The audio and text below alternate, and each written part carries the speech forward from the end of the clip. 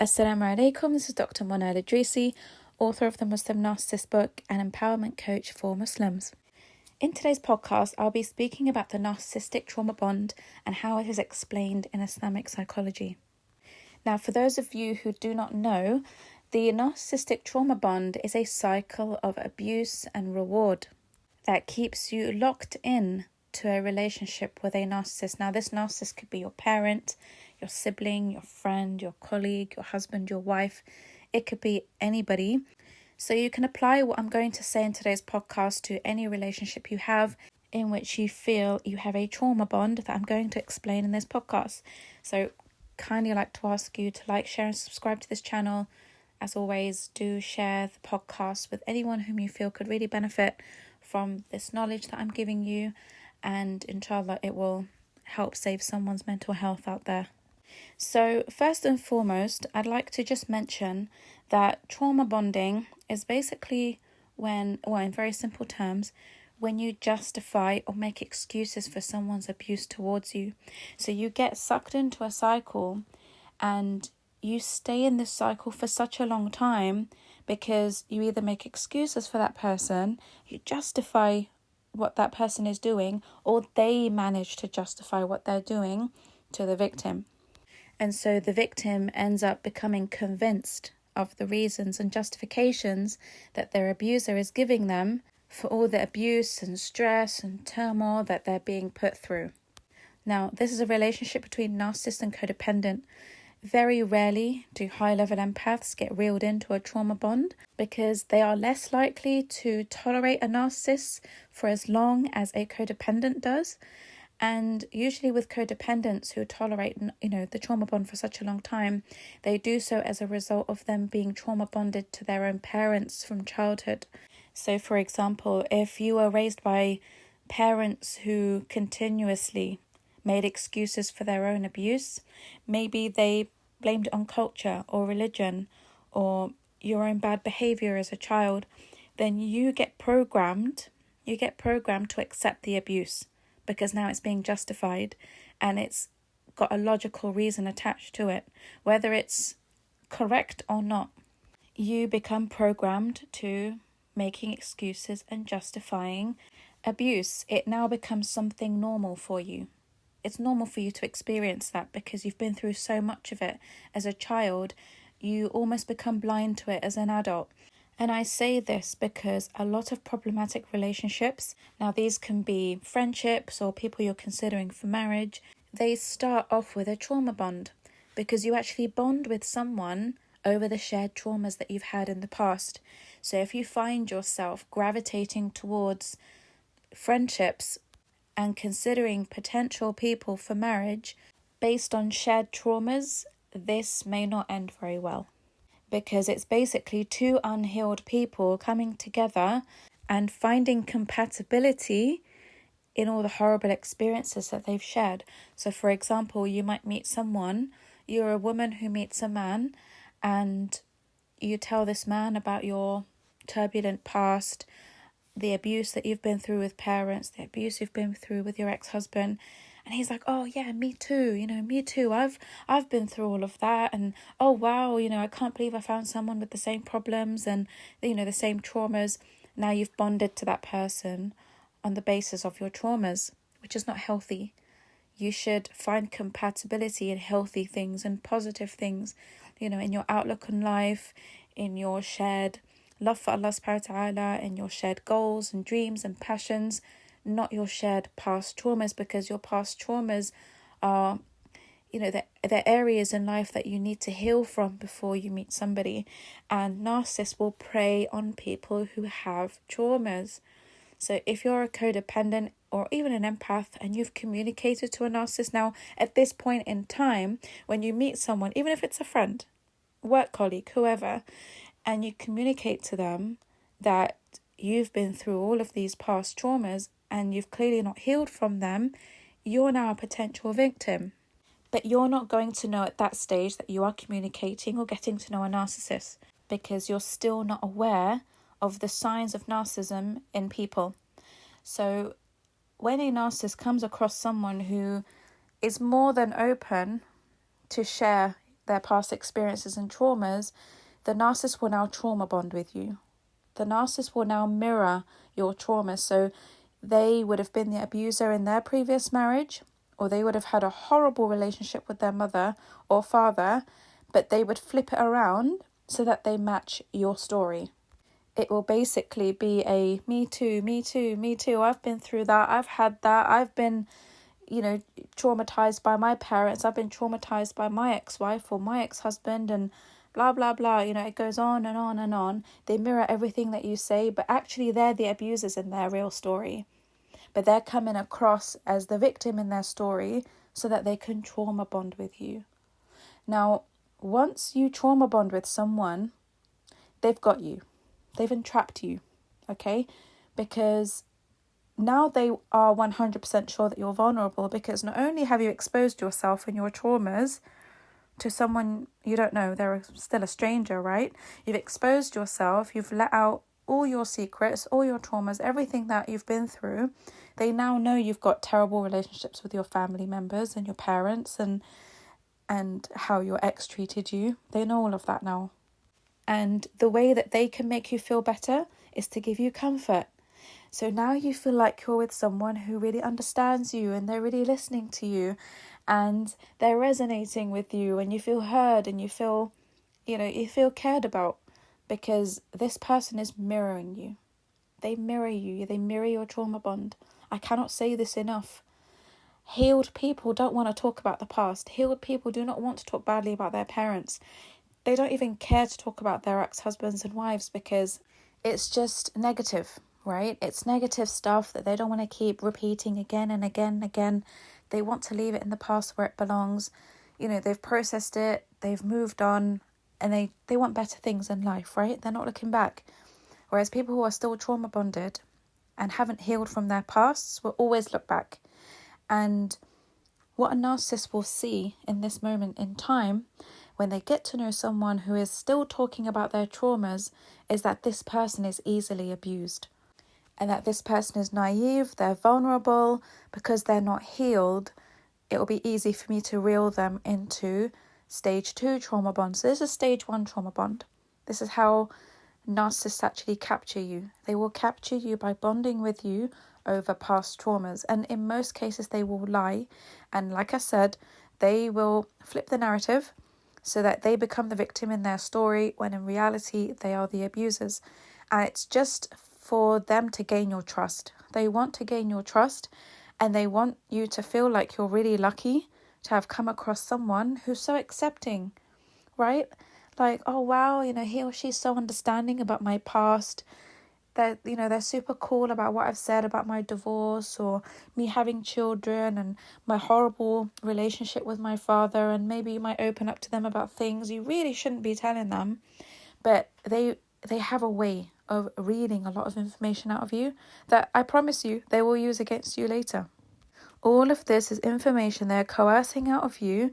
The more understanding and loving and caring they come across, the more a victim is likely to vomit a lot of secrets and information they shouldn't be, giving out.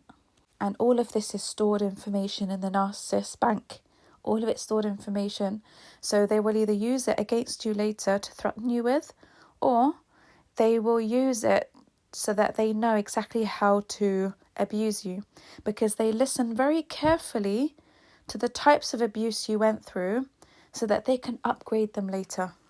And they upgrade them in a very smart and subtle way, in ways that are not so direct, because if they were so direct, the victim would clock on quite early on as to what this person is doing.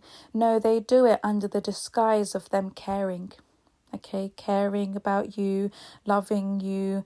Like I said, in so many previous podcasts, when they get overly jealous and overly suffocating, they would disguise it with, but I love you. I do this because I love you.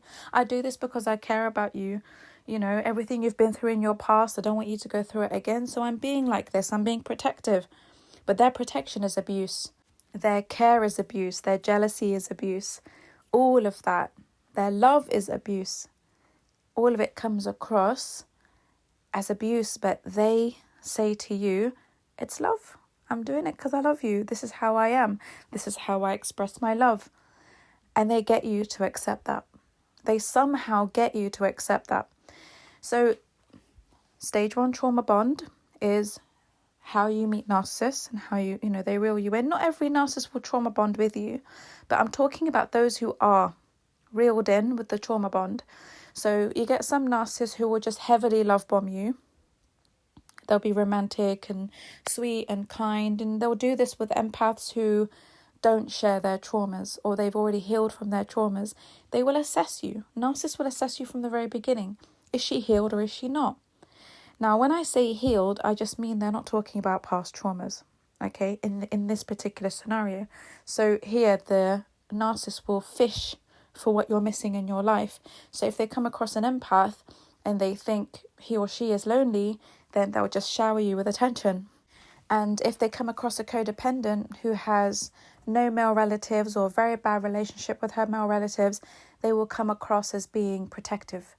And they'll come across as being, someone who will fit that role or step into that role of being a protective male, figure in their life. If, for example, when it comes to a man, if a woman feels that a man really wants children, she might love bomb him with future faking about having a family and children. So they will study you in the beginning to find out what it is that you believe you're missing in your life. They'll love bomb you there. And with codependents who still have a lot of traumas in their life, as soon as you start speaking about your traumas to someone who is narcissistic, and again, you don't know this person is narcissistic, but they are reading it as, okay, the way I love bomb this codependent is to show them that I'm understanding and listening and caring. Because that's what ultimately that person wants. The person who's been so traumatized wants comfort. They seek comfort in their life. So that's how it starts. This is how a trauma bond starts when it comes to meeting people in adult relationships. Now, if you take it back to childhood, especially when it comes to Muslim families, I feel that a lot of Muslim parents do this to their children. They do put their kids in trauma bonds. For example, a child will answer back to their parent. Okay, now the right way of dealing with that as a parent is that you sit that child down and you explain to them why it's wrong to disrespect elders and how you can effectively communicate something in a decent manner. Okay, so if you're not happy with something, if you disagree with something, there's a way of communicating that instead of doing it rudely or shouting back or answering back rudely. Okay, now with narcissistic parents, they jump straight into punishment mode. Now the punishment here could be anything from the silent treatment to getting a beating to being screamed at. Whatever it is, they have now justified this form of punishment to the child because of what the child did. So because you answered back, you're going to get hit with one of these forms of punishment. And these punishments last for a long time. So the silent treatment can go on for days. The screaming can go on for a whole day, right? The mum, like sometimes with mums, they just go on and on and on and on. It doesn't stop. You just continuously hear them screaming. And if it's being hit, it can last for a long time as well. So it's meant to last a long time to instill the fear in a child so that they don't do it again. Now, this form of punishment has been justified to the child. Because you did this, I'm going to do that. So the child subconsciously starts to accept it. And they start to expect that every time they do something like that, the parent is going to retaliate in a toxic way. And a lot of Muslim children are also brainwashed into believing that if they want this punishment period to end, you now have to do something to make your parents happy with you so that you don't go to hell, so that God doesn't punish you, so that your parents will die forgiving you, because if your parents die and they don't forgive you, you're going to go to hell, and all that spiritual manipulation. So children get stuck in a cycle of not only are they abused and manipulated and spiritually abused, but now they have to make it up to the parent. Now, on top of all of that, they have to make it up to the parent. So they're accepting the abuse, they're learning to accept it all, and to give back to the parent, because they have also had that fear instilled in them that if they do not make it up to the parent, this punishment period is going to last a lot longer. So because it's torturous for these children to go through the silent treatment for a long period of time, it's more likely that the children will do something to stop the punishment from lasting any longer than necessary. It now becomes the responsibility of the child to stop that abuse from continuing. And so there's no healthy communication, there's no mercy, there's no love in the whole process. It just now becomes the duty of the child to fix everything, to completely fix the problem. And sometimes children have to grovel at the feet of their parents to get acceptance, and still the parent could turn their face the other way and just completely ignore the child. They'll see the child crying, begging, please forgive me, I didn't mean to answer back, I didn't mean this, the reason why I did it is because of this and that. And the parent still continues to shout, still continues to ignore. And now the child is becoming desperate because their anxiety is growing. When anxiety grows in children, it can manifest in a lot of behavioural problems at school. And that's why a lot of children find it very difficult to study, to read, and to do well in school, because when the anxiety levels are so high, it takes over them. It just takes over them. They cannot focus on what they're meant to focus on.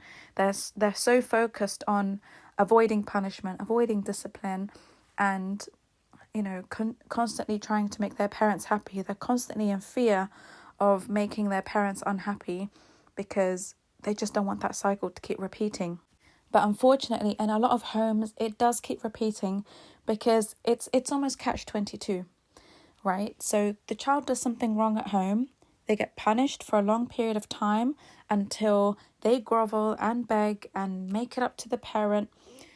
And then that parent rewards them for groveling and begging and making it up to them. That's the trauma bond, right? Abuse and reward, abuse and reward. And then what will happen is, because that child's anxiety goes through the roof, he or she will do badly in school. The parent will be notified that the children are not doing well in school, that their grades are really bad. And then they get punished for that as well. They get hit and shouted at and smacked and they get the silent treatment and they get verbal abuse. You're so stupid. You're so hopeless. Your siblings are better than you. How did I have such a stupid child who can't even do maths? You can't do your English. You can't pass any exams. And the cycle continues. So the anxiety that a child is having to deal with as a result of their parents' punishment is now being a cause for even more punishment because they're not doing well in school. So imagine having to deal with all of that as a child. It becomes normalized. It becomes something, yes, they hate it. Children absolutely hate it, and they can grow a very deep hatred for their parents from a very young age, but it becomes normalized for them. It becomes normalized for them to continuously mess up and be punished, them having to make up for it, and then them getting rewarded for compliance. When this happens day in, day out, regularly, it really damages your sense of worth and your sense of self. And you carry this into teenage years because, again, a lot of people, during their teenage phase in life go through this with their parents as well. And teenagers are more likely to mess up in their lives, right? They don't do well in college, or they don't do well in sixth form, or they're with the wrong friends, or they start smoking, or they'll do things. Teenagers are more likely to be caught doing things they're not meant to be doing, and so the abuse is tenfold. It becomes tenfold during this period of time. And again, they're still getting programmed to deal with relationships in this way. They now learn that the trauma bond is normal. And I'll give you another example of something that a lot of clients have actually told me that has affected them in adulthood, is a lot of parents will abandon their children when they're angry with them. So, for example, a child may be fighting with his or her siblings. Okay, might be fighting over toys or just something really, petty, like an iPad or watching something on TV or whatever it is, right? And the narcissistic mother goes into a rage. She really hates it. She just wants peace and quiet. She's sick of them fighting.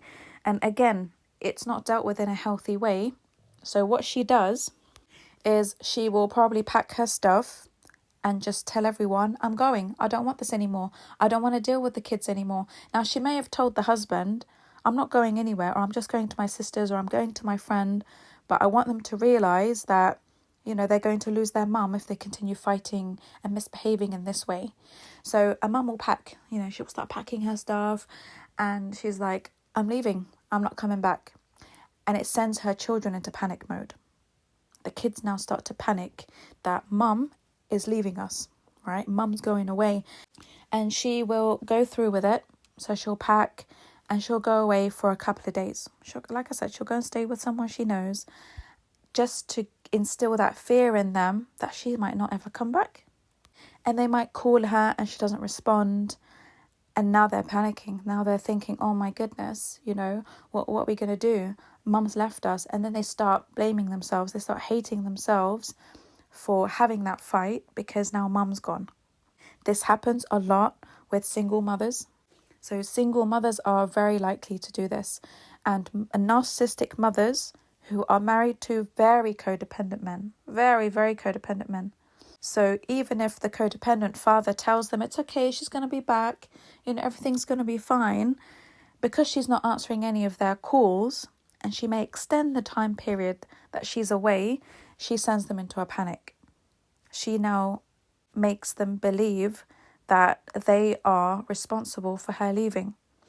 And when the mother is a single mother and she's narcissistic and she does this to the children, it can really damage them. And this is the start of all their abandonment issues.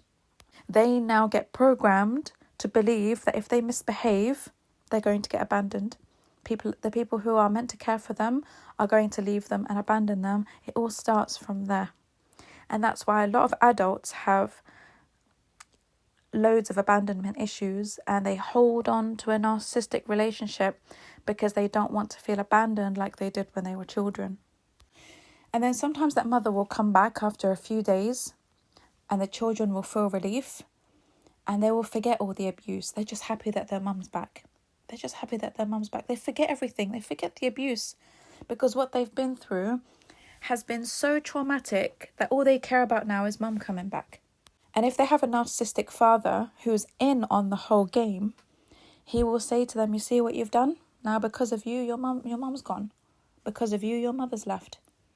And when she does come back after a few days, she will say to them, look, I was only away for a few days. Next time, it might be forever. So be careful what you do. Be careful when you upset me, because next time I may never come back at all. Next time this may happen or that may happen. They might even say that the children are the cause of their illness. They might even fake an illness. They might say, I'm really sick now because of you. I'm really tired and I've got, I need to go to the hospital and the doctors told me that I'm very ill and it's because of you. It's because you made me shout. It's because you made me scream. It's because you made me have a breakdown. You're making me ill. If I die, it's because of you. If I get cancer, it's because of you. Or they might even say, if they do have cancer already, the cancer that I have is because of you. It's because you did not listen and you're always making me shout, and because you're not doing well at school, and because you keep fighting with your siblings, and because you keep doing this and doing that, I'm now ill and I'm dying because of you. If I die, I want you to know it's because of you, because of the stress you gave me, because of everything you did to raise my blood pressure and give me a heart attack. And they may even go as far as saying that I don't want to live anymore because of you. I want to commit suicide. I don't want to live on this planet anymore. You make me want to commit suicide. I don't want to live. And then the kids go into panic mode. They're now terrified that their mum is sick or their dad is sick. They're now terrified that their mum will commit suicide. It's all they will constantly think about in school. And this is the start of the PTSD journey. It can start from a very, very young age, because the longer it drags out, the worse it's going to get. And that's why you have adults with full-fledged PTSD as a result of an accumulation of all of this abuse that they've been through since childhood. And so that's why you find a lot of codependents in narcissistic relationships who fall for all of this, because it's going back to parent-child relationship. You will find loads of narcissistic partners, husbands, wives, who will say to you, I'm sick because of you. I have fatigue because of you. I'm unwell because of you. I fail in my business because of you. I do this and I do that, and it makes you feel guilty. That same guilt that you felt as a child, you're now feeling in your adult relationships. It's like a flashback, constant flashback of what you went through, and your programmed brain is kicking in to survival mode, right? It's kicking in to deal with it the same way you dealt with it as a child. Now, you may ask, what is the trauma bond in Islamic terms, okay? In Islamic terms, the trauma bond is keeping someone in a relationship in which they are both loved and hated at the same time. And when I say loved, it's not real love, because if it was real love, you wouldn't treat someone at the same time like you hate them, okay? So it's like a fake type of love. It's a very shallow type of love. And it's a love that only a codependent perceives as love. A narcissist doesn't perceive it as love, but the codependent will see it as love, because that is what they're used to since childhood. They believe that if someone is overly jealous or overly physically abusive, then it means that this person is protective. This person cares. So the way someone sees love is more often than not influenced by the love that they had with their parents, or the type of love that their parents showed or told their children was love. So for example, if they were hit, right? Some children receive a beating but for getting bad grades at school, and then their father will say to them, I do that because I love you. I hit you because I love you, because I want you to do well in school. And when I discipline you in this way, it doesn't mean that I hate you, it means that I love you. So people will grow up with an understanding of love in accordance to what their parents communicated as love. And so this keeps codependence hostage in a trauma bond. And ask anybody who is in a trauma bond relationship with a narcissist, and they will tell you they feel stuck. They feel like there's no way out. It's suffocating. And it's like a long, slim tunnel where you can't turn around and go back. It's like, it's a tunnel that you have to keep crawling through out of hope that one day you'll see light at the end of it. That's what a trauma bond feels like. It just feels like something you can't get out of, because you are continuously abused. It's justified. It's rewarded. It's excused. And then the cycle continues all over again. Now, I will explain this in detail in a moment. I just wanted to touch upon the Islamic perspective on this. So, as I was saying before, a trauma bond is a relationship in which you feel hated and loved at the same time. And again, this is not healthy love. It's love that you understand love to be. So you feel like you're hanging. You're not loved and you're not hated. There's something very strange about this relationship that you're in. One day you feel like your partner hates you. It could be your friend, it could be your parent. Apply this to any relationship. One day you feel like they really hate you, and one day you feel like they really envy you and they're so jealous of you. And then one day they're all over you. They love you, they're smothering you, they're showering you with love and affection. It's always hot and cold, like a tap that switches on and off, and it will drive you mad. But you become programmed to normalize this. And Allah subhanahu wa ta'ala, He does mention this in Surah An-Nisa, ayah 129. Now it's taken out from the verse of polygamy, but I just wanted to make a point with this particular ayah because it refers to what I'm speaking about.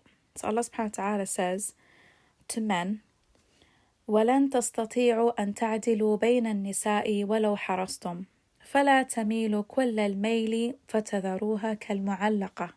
So Allah here is saying that it's difficult for men to be just and fair with all their wives, because there is a risk of them, leaning towards one wife and neglecting the other. So Allah subhanahu wa ta'ala says here that if you do that, you will leave the woman in a situation where she is كالمعلقة, like she's not loved and she's not hated. Like there's nothing clear about this relationship. There's neglect, there's unfairness, there's injustice that's happening in this relationship, and she's just hanging in there. And Allah subhanahu wa ta'ala tells us that if we cannot maintain justice in relationships, then it is an obligation upon us to let someone go, especially if you're in a polygamous relationship. Because to be hanging in a relationship where you don't know if you're loved or hated, it's torture. It's absolute torture. And this also applies to divorce. If you go back to my previous podcast, I speak about divorce and holding someone hostage. So in Islam, you cannot hold anyone hostage in a marriage. So leaving someone hanging in a marriage where they're not married and they're not divorced is also an act of oppression. So there are some men, for example, they're in toxic marriages with women, and the women are asking for a divorce, and he's making it very difficult. There is no marriage anyway. There's no intimate relationship. And this may have gone on for weeks and months and years even. So she's not married, she's not receiving any of her marital rights, but at the same time he won't divorce her, he refuses to divorce her. But she's living as someone who is divorced because she's not receiving any marital rights. So she's not married and she's not divorced, she's not loved and she's not hated. So this is the trauma bond that Allah subhanahu wa ta'ala speaks about in the Quran. Because you're stuck in an abusive cycle. It's a situation in which you could feel very depressed, where you could have a high level of anxiety. You don't know whether you're coming or going because there's someone of authority who has a hold on you in that relationship. So if a man has a hold on a woman because she's married, he won't issue a divorce. That's a trauma bond. If someone is holding something against you in a marriage, for example, they know you've got nowhere to go. If they were to let you go, that's holding you hostage in a relationship. So keeping someone hanging in a relationship is considered to be an act of oppression, okay? Because you are now taking advantage of their vulnerable situation. And these ayat are particularly targeted at men because men are more likely to do this. However, I will take you through a list of ways in which a narcissist can tie you into a trauma bond, okay? And I just wanted to explain everything about the childhood trauma for you to understand. If you are in a trauma bond or you've come out of a trauma bond and you want to understand it, you need to understand that's where it came from, okay? It came from you being used to a cycle or a system of making a mistake, whether it was deliberate or innocent. Maybe you just did it, it was just something that happened without any intention of harming anyone, but you getting punished for that mistake. And in order for you to stop that punishment, you need to run circles around the narcissist and do whatever it takes to please them to make the punishment stop. And when the punishment stops, you get rewarded with compliance, okay? So you're now programmed to believe and to know that when you are now compliant and you make it up to the narcissist, the discipline will stop and now the narcissist is happy with you, okay? So that's what happens in childhood. Now, what happens in adult relationships is there are two types of trauma bonds. The first trauma bond is when you will do things that are considered to be offensive to a narcissist. You might answer back, you might defend yourself, stand up for yourself. Now, these are things that are not considered to be wrong. They're not considered to be major sins or anything, right? You're standing up for yourself because he or she is accusing you of doing something, or, they've done something so vile and you're standing up for yourself. You calling them out on something. Now, they'll punish you for that. They will punish you by removing what's important to you. I'm going to go through this list in a moment. Just bear with me. And what will happen is that you will run circles around the narcissist so that they do not remove what you want. And after a certain period of time, and like I said, narcissists love to drag out the punishment process. Oh my goodness, they love it so much, right? And they will do it until you reach the point of almost losing your mind.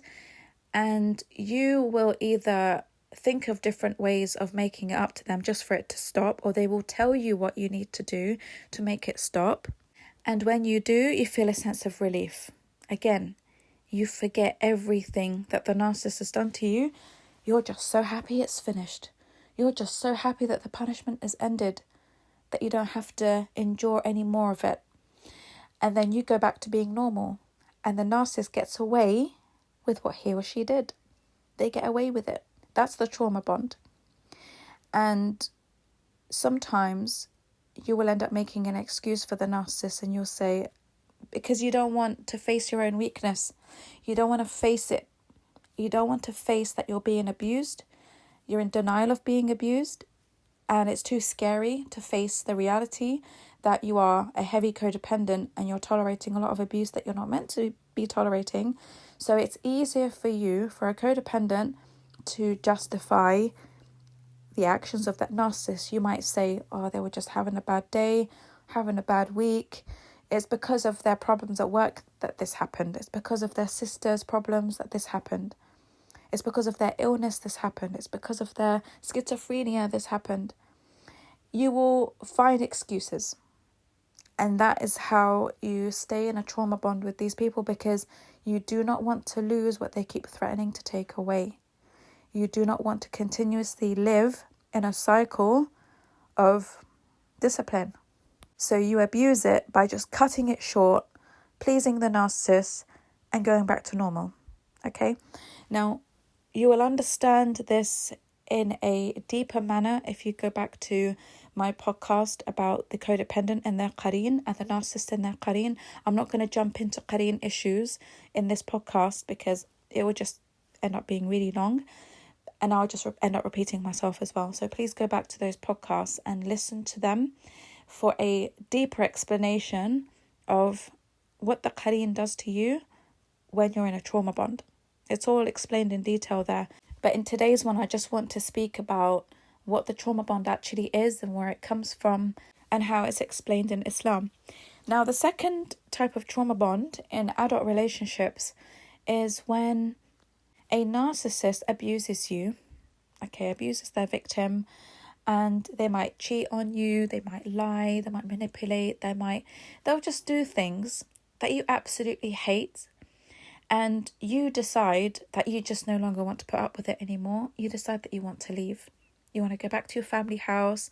You want to go and live a life on your own. You want to be free from the narcissist.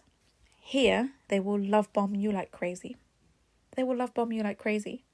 So with men, I often hear that sometimes the narcissist will just refrain from any sexual relations for a very long time. And they will do so and justify it using very petty reasons. Oh, because you didn't buy me this, I'm not going to sleep with you. Or, because you didn't let me go out with my friends, I'm not going to sleep with you. Or you didn't stand up for me in front of your sisters and your family, I'm not going to sleep with you. Now, this can drag. They can really drag this out. Women, narcissistic women, do this a lot.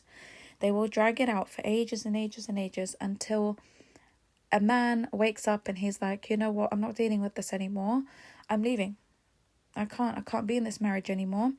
That is when she will love bomb you. That's when she will give you sexual intimacy.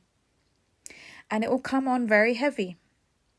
And it keeps you in the cycle of trauma bond because now you're happy, right?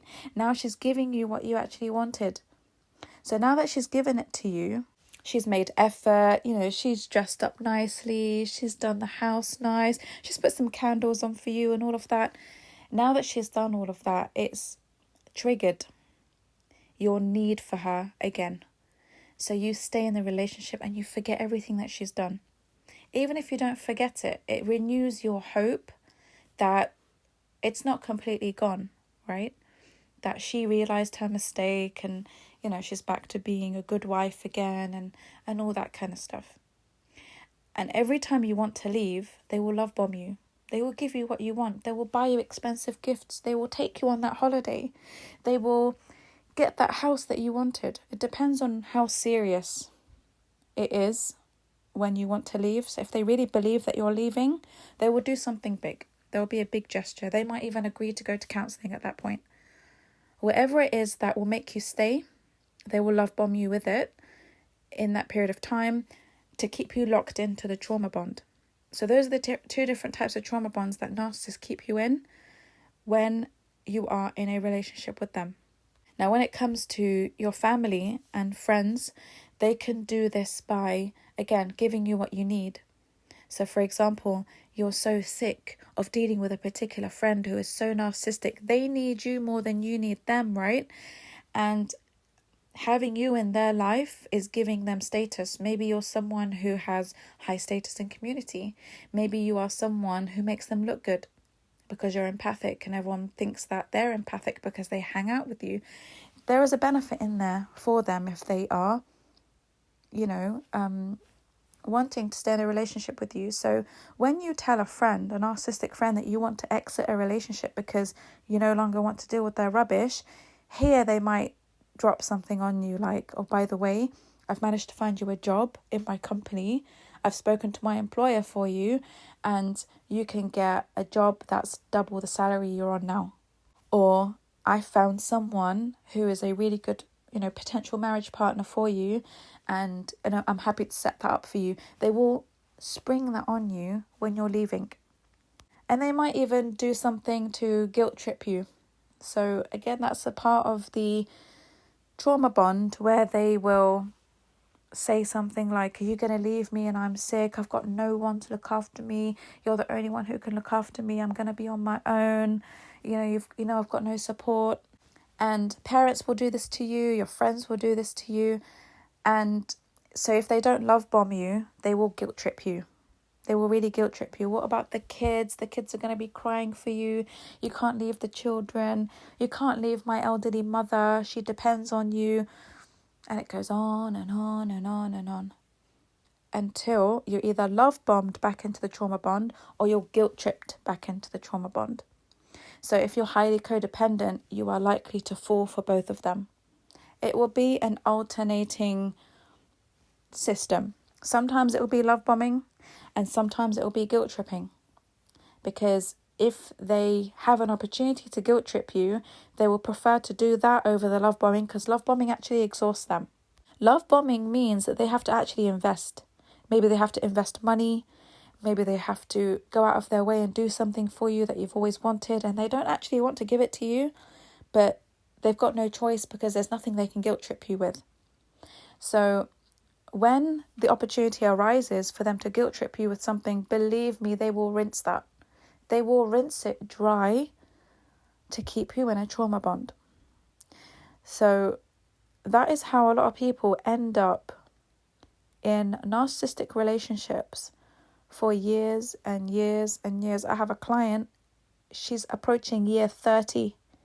30 years with a narcissist because he's managed to keep her trauma bonded for that long. She's coming to me in her 60s for help healing from trauma.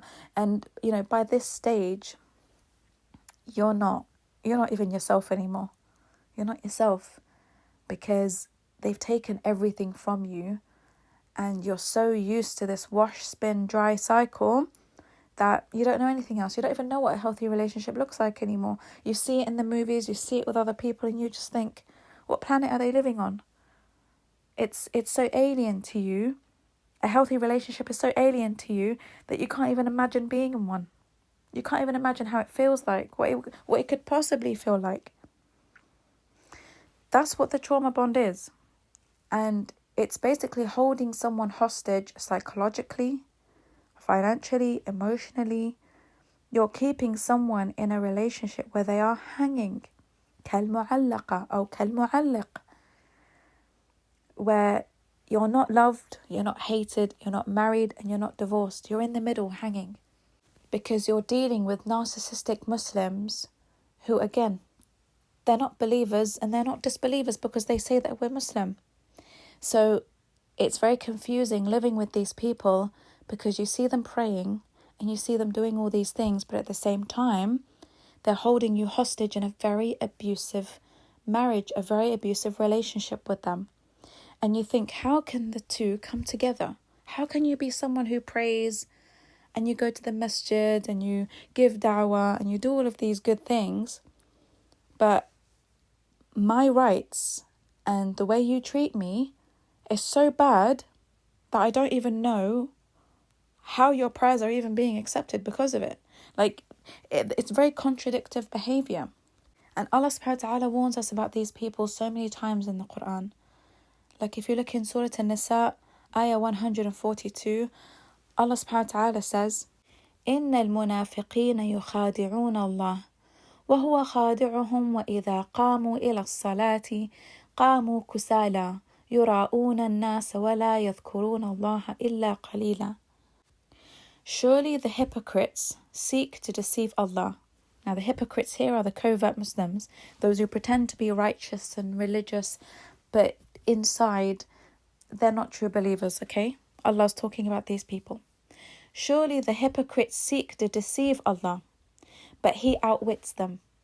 When they stand up for prayer, they do it half-heartedly, only to be seen by people as religious, hardly remembering Allah at all. مذبذبين بين ذلك لا إلى هؤلاء ولا إلى هؤلاء ومن يضلل الله فلن تجد له سبيلا. They are torn between belief and disbelief, belonging neither to these believers nor to the disbelievers.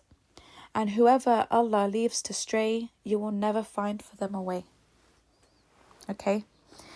So it is only these types of people who will keep you in a trauma bond, because you are confused between them being believers and not believers at the same time.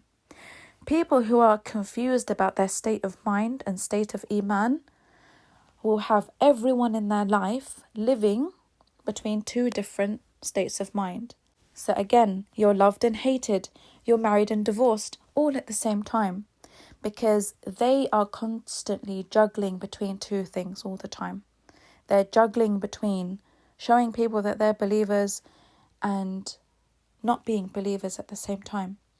Someone who isn't grounded in their iman and state of mind and in their identity can never give peace and stability to the people who are in relationships with them, because they don't have that stability within themselves. And when someone doesn't have stability within themselves, they are extremely insecure. They do not have self-esteem, they do not have self-worth, because the only way they can keep someone in a relationship with them is by manipulation. And if they manipulate someone, then they feel powerful and in control because they've managed with their manipulation to keep someone in a relationship with them. And a healthy person doesn't need to do that. A healthy person knows that the person who is in a relationship with them, again, parent, child, friend, spouse, they are there because they genuinely love them, right? They don't need to manipulate you into staying with them because they have sense of worth, they have sense of self. And if someone wants to leave, they can leave. No one's going to hold anyone hostage when they are secure within themselves, because they know what they bring to the table. They know what they can offer. They offer something of substance. They offer something valuable to you. And if you don't appreciate it, the door's open. The door's open for you. So a healthy person, an empathic person, doesn't have to manipulate anyone into staying with them. You're either loved by an empath or you're not loved at all. You're not in a relationship with that person. Codependents will manipulate people into staying with them. Codependents are known to be very manipulative because they fear abandonment as well. They fear being alone, like the narcissist. And the narcissist will 100% manipulate everyone into staying in a relationship with them because they know that they're actually not lovable. They know that if people were to see their true self, no one would want to stay with them because they themselves hate themselves. So they don't expect anyone to actually love them enough to want to stay with them if they were to show their true self, the true self behind the mask. And because they can't keep that mask up for very long, when they're in a marriage, it will slip. They need to feel comfortable at home. That mask will come off sooner or later. And then the codependent or the empath will see that and they'll be like, oh my God, what am I dealing with? Get me out of here. And the narcissist will clock onto that. Now, if you're a grade A source of supply, or if you're a good source of supply, the narcissist will need to keep you trauma bonded to them so that you don't leave that relationship. And they will alternate between love bombing and guilt tripping. So it is so important to understand and be aware of this, because a narcissist doesn't actually have anything of value to offer you once that mask slips, because they can't continue that way. It's very heavy for them to wear that mask. So if you're used to them love bombing you, and then you marry them because, you marry them because they're giving you everything you've ever wanted, right? That's how they reel you in. And then you get married to them and it all stops. All of a sudden it stops. All the romance stops. The gifts stop. The sweet words, they all stop. The intimacy, all of that comes to an abrupt halt with the narcissist, because picture it like this, okay? You're carrying something so heavy. You come out from the supermarket, yeah? And you've got 10 bags in your hands.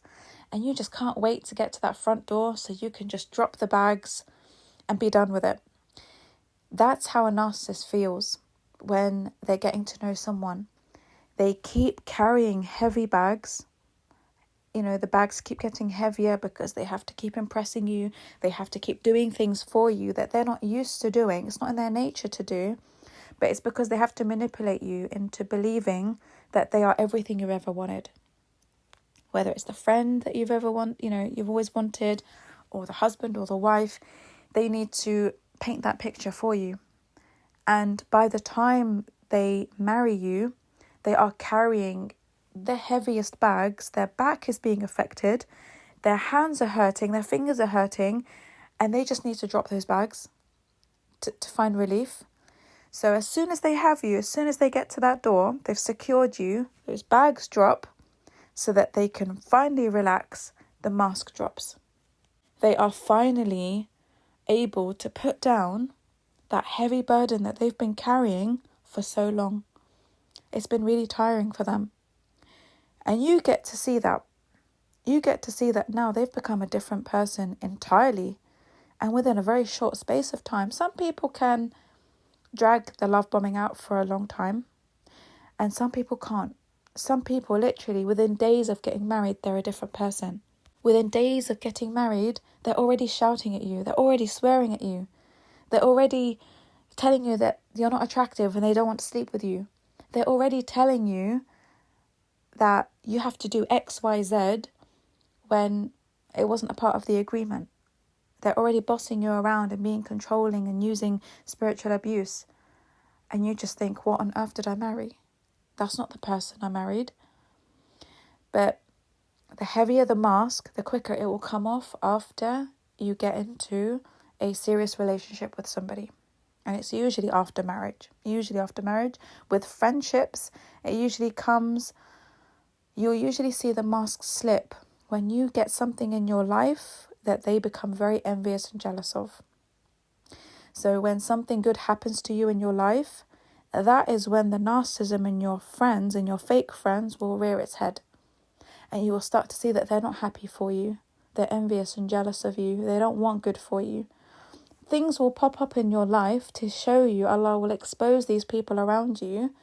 And unfortunately, a lot of codependents, because they're so desperate to have friends, they will brush this under the carpet.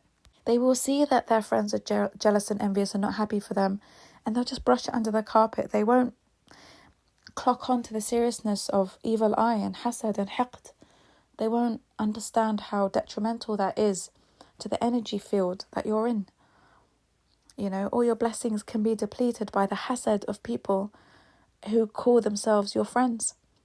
So things will happen in your life to show you that people are not happy for you. It could be your parent. You could call your parent to tell them that you've just received a promotion at work, and they're like, yeah, right, whatever. What do you want for dinner? They don't care.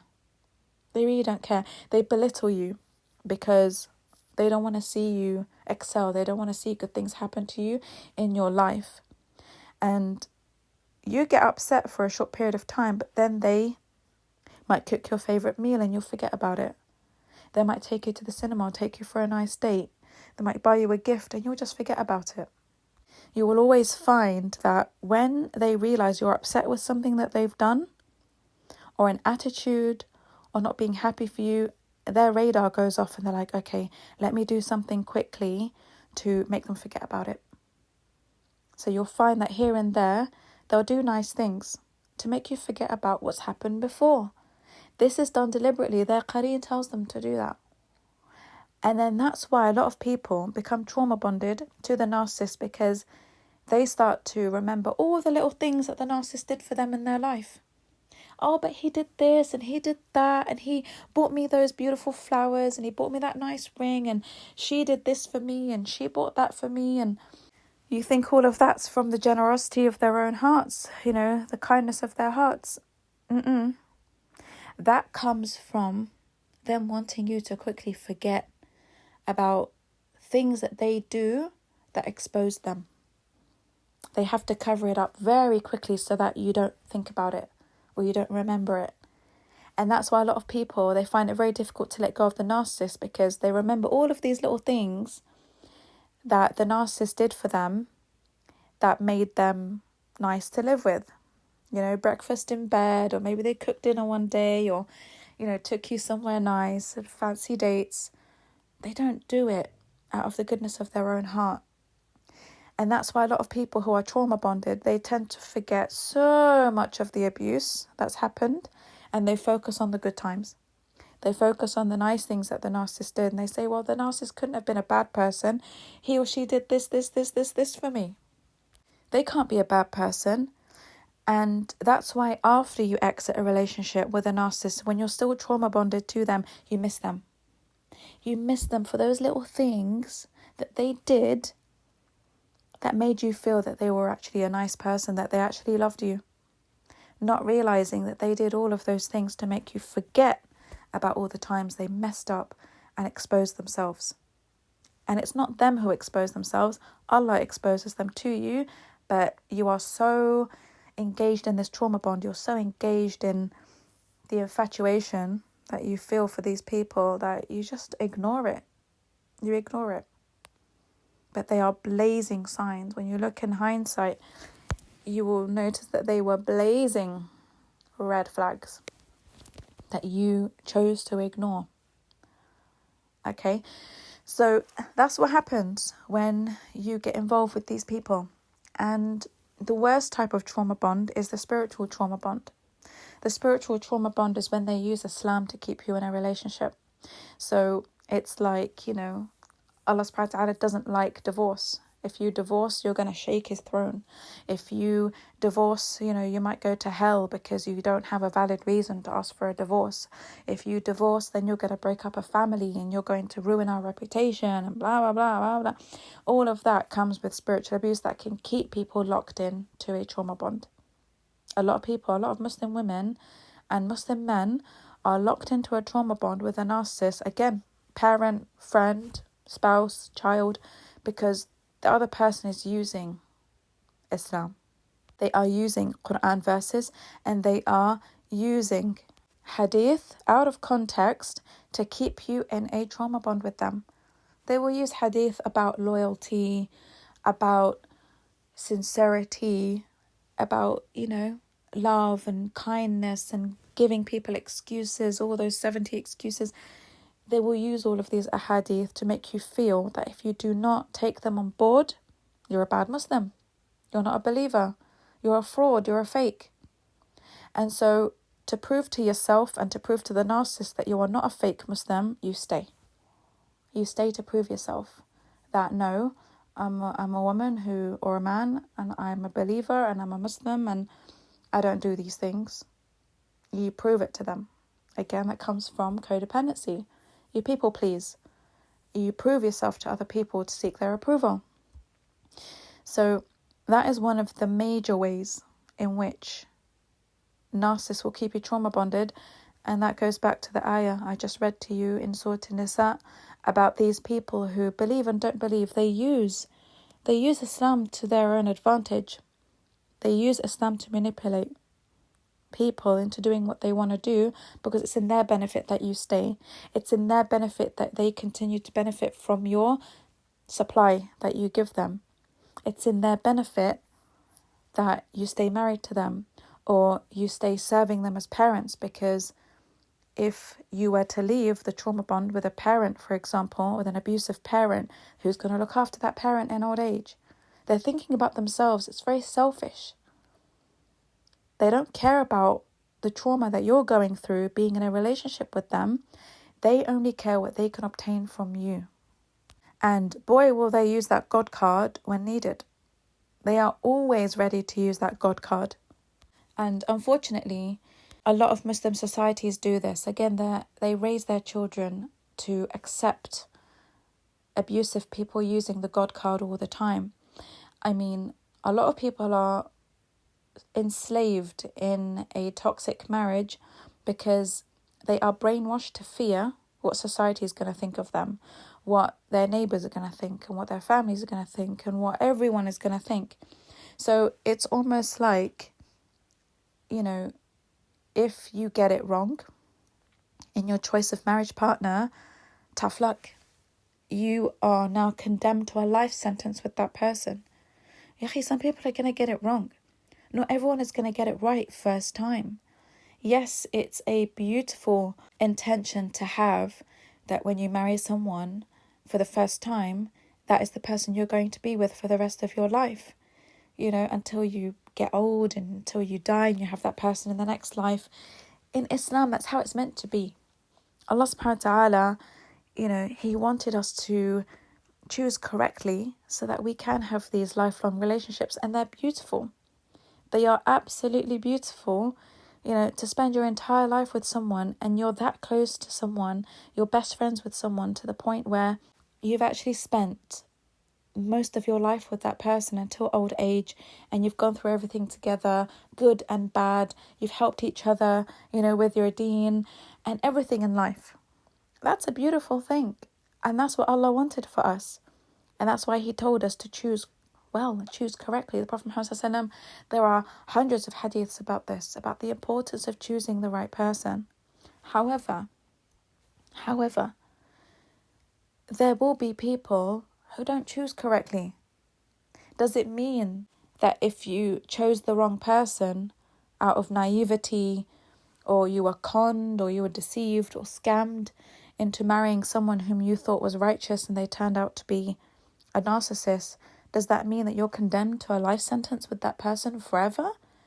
Just because society says so? Just because society says that whoever you marry, you have to stay with them for the rest of your life? Children or no children? This is dhulm. This is oppression. This is not what Allah subhanahu wa ta'ala has requested of us. He doesn't expect this of us. We will get it wrong. Many of us will get it wrong. Flipping heck, I got it wrong. Majorly wrong. Terribly wrong. It was an absolute disaster of a decision. But so what? You live and you learn. So what if you can't continue with that person? You're not meant to continue with someone who's toxic. Islamically, you're not meant to continue with them. Because the person whom you marry is the person who is meant to help you on your journey back to Allah subhanahu wa ta'ala. So how can that be the case when the person you're with is the one who is depleting you from your iman, your mental health, your physical health, your sanity, and the person you are, your identity, everything about you? How is that going to justify you being with someone for the rest of your life because society says so, because society dictates that that's what marriage is? It makes no sense to stay married to someone like that when your life mission is to make it back to Allah subhanahu wa ta'ala. How can you make it back to Allah subhanahu wa ta'ala with depleted iman? It's not possible. The person you are meant to be married to and stay married to is the person who helps your iman to flourish, the person who helps your mental health to get better, your physical health to get better. They just help you become a much better person. You become stronger in every aspect of your life. That is what a marriage is for. Otherwise, why on earth are you married? Marriage is not a life sentence. It is not, it's not a punishment just because you chose the wrong person. If you've chosen the wrong person and you're stuck in a trauma bond with someone because you fear what other people are going to say if you leave and have better for yourself and reclaim your health and your iman and everything so that you can continue your journey back to Allah subhanahu wa ta'ala, then you really need to deal with your codependency. You really need to get therapy and counselling for your codependency to break that trauma bond. And you will only break the trauma bond when you let go of the fear that's keeping you within it. Look, Sheikh Ibn Uthaymeen, rahimahullah, is one of my favourite scholars. He said in Liqa' Bab al-Maftuh, it's quote 225, he said, "And how many women are now crying out of regret when they married those men who seemed righteous, but then they came to find out that these men are from the worst people in treating their women." So this is something real, There are some scholars who really have called out men on their hypocrisy and tying women into trauma bonds, oppressive trauma bonds. Again, it's, love bombing, blackmailing, threats, fear, all of that keeps you in a trauma bond. So I'm going to go through the list now of things that narcissists do that you really need to be aware of that keep you in a trauma bond with them, that keep you stuck with them in long-term relationships. So in no particular order, I'm just going to go through the list I have, and I'll start off with baby entrapment. Okay, so narcissists will often use this tactic on their victims to keep someone in a relationship. They will have or want a child as quickly as possible. Now, this only happens when you're not in a rush to have a child, because I've said this in previous podcasts as well, narcissists will do the opposite of what you want. So if they see that you're someone who really wants children as soon as possible, you really want to be a mom, you really want to be a dad, they actually use that card to use against you for later. Okay, it's a card that they bank that is used to either punish you or reward you. For example, if you really want to be a mom or you really want to be a dad and they know this, they can take that away from you by saying, "I'm not ready to have children. I don't want children for another 2-3 years. I want to live my life.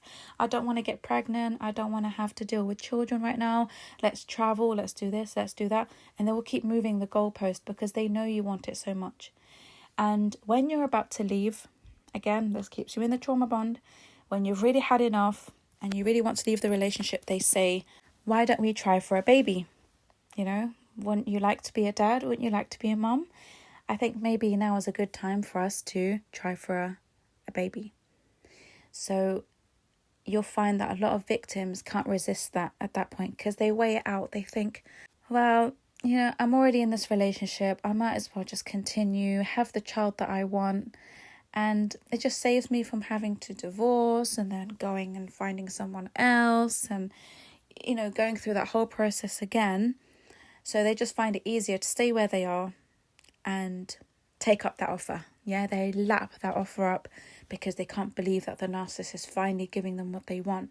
But the narcissist is only doing that because it's the only way at that point in time to keep the victim in the relationship. Otherwise, I promise you, narcissistic women in particular wouldn't push a 9-pounder out for anybody. They do not have maternal bones in their bodies. They don't want to have children because they hate responsibilities. They only have children to trap men in relationships with them. And that's why you see celebrities constantly getting trapped by women who are after money, because they know that if they can have babies by celebrities, then they'll get so much money from child support and it'll give them a good life. Women who get pregnant because they want to live off benefits and child support and child benefits and all of that stuff. So narcissistic women will get pregnant and have children for another benefit. It will never be because they truly want to be mothers. They don't have that maternal instinct in them. They don't have that maternal energy in them and that maternal love to give. They will feel forced to push that 9-pounder out for the sake of getting what they want. And believe me, they hate it. They hate it so much, and that's why they always treat their children as slaves, because they always believe that their children owe them so much for all of what they went through to have them. You better be worth it. You better be worth what I had to endure to keep this man in my life, or to get this money that I'm having right now, or whatever. So They will do that. Narcissistic women are notorious for doing things like this. And so are narcissistic men. They will get a woman pregnant very quickly if they believe that this is what's going to keep her in the marriage, because now she's stuck with a child. She's not going to want to divorce. She's not going to want to go back to her family as a divorced single mother. So if he knows that's her fear, if he knows from previous chats that something like that would scare her, terrify her, then he will entrap her with a child as soon as possible. Now, like I said, if a woman or a man really want a child, they're not going to use this tactic because they will use it for something else. But if they see that someone's not bothered about having children anytime soon, that is when they entrap you with a child. Because they realise that if they don't, you could walk away freely without any attachments. Okay, so that's number one. Number two is threatening to leave you. So every time you mess up, intentionally or unintentionally, even if you stand up for yourself, even if you express your opinions and they see it as offensive, they see it as you being disobedient, they see it as you being narcissistic, they might even call you out and tell you that you're a narcissist, whatever, they will threaten to leave you, or they will threaten to divorce you. This is something, again, done by many men. Over and over again, they will threaten to issue that talaq. If you do not fix up, if you do not behave, if you do not shut up, if you do not comply, if you do not obey, you're going to hear a couple of words you're not going to want to hear. They threaten you with abandonment. They threaten you with leaving you. They aren't going anywhere because they need you more than you need them. But because they know that you have abandonment issues, maybe you have an absent father or a parent who walked out on you, or maybe you've been through a marriage in which someone has left you for someone else, it's going to apply to anyone who has experienced any type of abandonment and they have an anxious attachment style. So if your husband or wife, they're constantly threatening you with divorce, I want a divorce, I want out, I don't want to be here anymore, if you don't comply, if you don't behave, if you don't this, if you don't that, I'm going to leave. It can trigger someone with abandonment issues and make them go into panic mode, and you'll do whatever it takes to make them stay. Okay, that's another way they use your abandonment issues. And going back to what I said before, they know and they will pick up that you have abandonment issues when you vomit all your traumas onto them. When you talk to them about all your traumas and about how your dad left you and how your mum left you and how your ex-husband cheated on you and went off with someone else, and trust me, they know that you've got abandonment issues, so they will use that against you. Third thing that they will do is the silent treatment. Again, the silent treatment can trigger your abandonment issues, and it can trigger childhood trauma, because every time they ignore you for days and days and days and they refuse to speak to you, it can make someone go insane. It really can make someone go insane, and they will do this whether they're in the right or in the wrong. So even if you did something unintentionally to hurt them, they will punish you with the silent treatment. And look, they will always punish you with something that they know really affects you.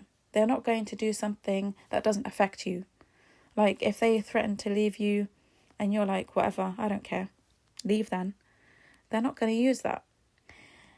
But if they know it's going to hurt you, they're going to use it. So the silent treatment can drive some people insane. And they will try different things. When they first get to know you, they will try certain things. They might disappear for a few days when they're texting you, just to see how you're going to respond, how you're going to react to them not replying for hours or a couple of days. They will see if you get anxious. They will see if you keep texting them, hey, where are you? Why didn't you respond to me?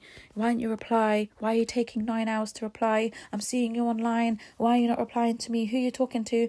If you're like that before marriage, they already know that you have abandonment issues and you hate the silent treatment. So the silent treatment will be used against you later. They bank on these things. They will test you in ways that you don't even notice. before you marry them. And when you're in the early stages of a friendship with them, they will try all these things.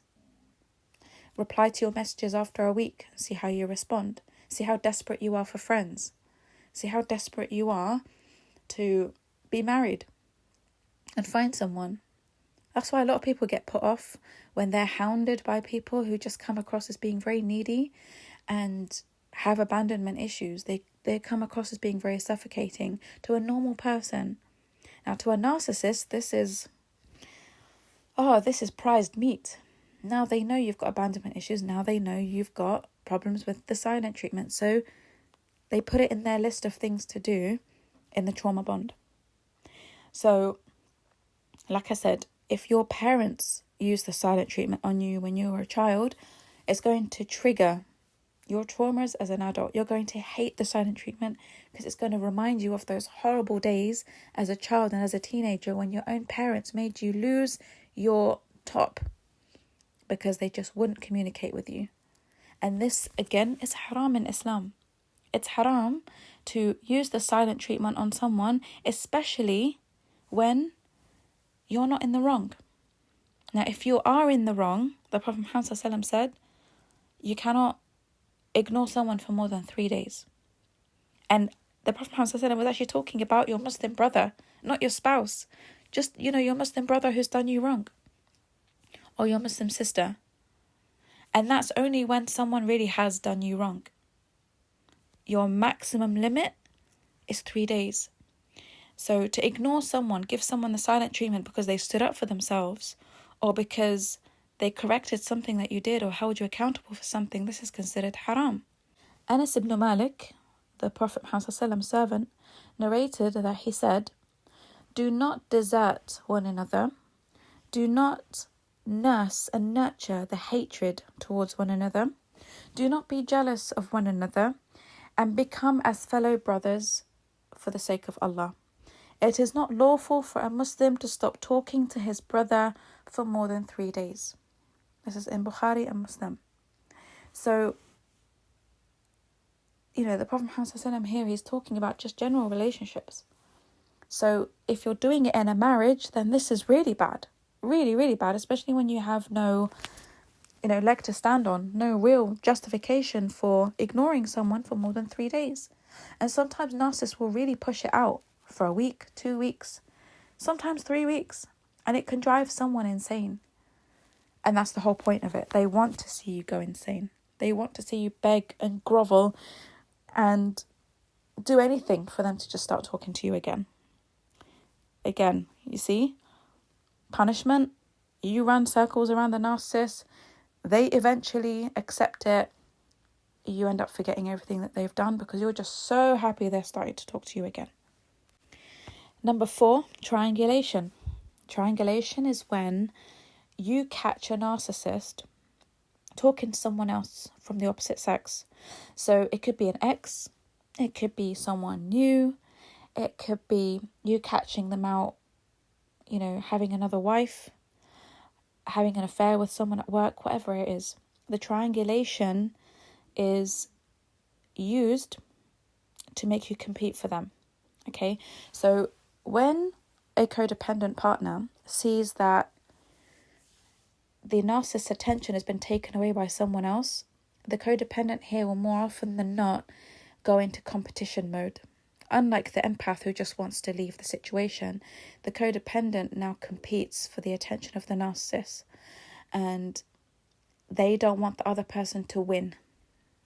So if the codependent does not win back the attention and the affection of the narcissist, it means that they've lost, and they now become obsessed with having the narcissist back and making that narcissist leave that man or woman and make them stop talking to them, or make them divorce the secret wife they have. So triangulation makes the codependent person compete for the attention of the narcissist, and this increases the fuel that the narcissist receives because now the codependent is doing everything and going above and beyond to please the narcissist, whether it's sexually, whether it's around the house, whether it's with money. They will do whatever it takes to keep that narcissist away from that other person and win. They see it as a competition. So triangulation, jealousy, making their partner jealous, their victim jealous, flirting with other people, gawping at other people in the street, all of that is done to make a codependent try to win back the attention of the narcissist. Number 5, they use children as pawns. So children here are used to keep someone in a relationship. So for example, they might threaten to take the children away. They say, well, if you want a divorce, you can get a divorce, but you're not having the kids. You'll never see the kids again. You won't have access to the children. Or they might try to guilt trip you and say, you're going to damage the children if you leave. You're going to mess up their mental health. You're going to give them anxiety. You're going to give them abandonment issues. You're going to do this and you're going to do that to the children.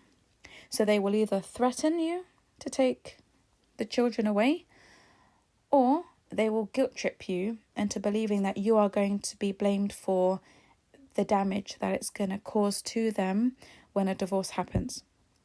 So either way, a codependent, sometimes a low-level empath, will decide to stay because they fall for that manipulation and they decide to stay for the sake of the children. Now, this can happen with stepchildren as well. So even if you don't have children, you've got stepchildren, they might threaten you and say, well, they're not your children anyway, you won't see them again. If me and you get divorced, you divorce my children too. The children that you've become so attached to, that you love so much and they love you, you won't see them again. They're not your children anyway, so don't expect to ever have any contact with them again. Sometimes that attachment can cause someone to stay in a relationship because severing ties with someone else's children, stepchildren, your stepchildren can really damage you, and it can damage the children as well.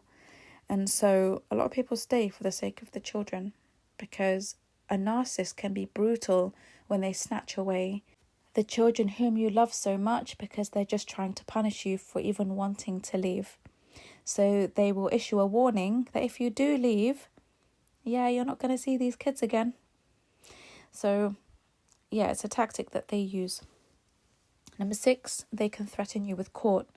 So if you are someone who doesn't like going to court, you're terrified of the legal system, you're terrified of, being dragged through this whole disgusting legal process, and you don't have the money to hire lawyers or solicitors, then that can scare you. That can scare you into staying with a narcissist because you know deep down that they will be brutal in court.